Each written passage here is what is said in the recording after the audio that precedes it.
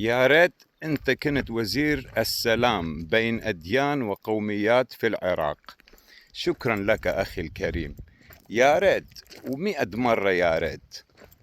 ولكن الغيرة الأجدادية أو ما تسمى اليوم بالغيرة العراقية والمبادئ الإنسانية التي أحاول قدر الإمكان أن ألتزم بها ما تخليني أن آخذ أوامر من ناس يأخذون أوامر من ناس عبر البحار ويطبقوها على أهلها وناسها وشعبها،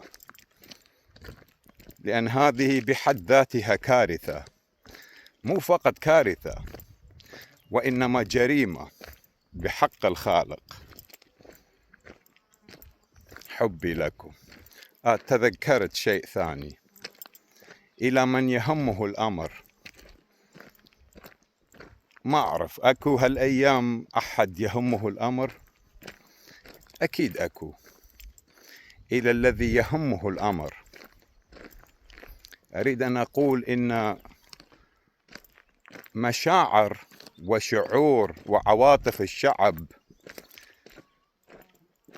ليست أدوات مستهلكة في حوزتك لكي تستعملها مثل الأفعوانية أو قطار سكة الموت، تصعدها وتنزلها كما تشاء.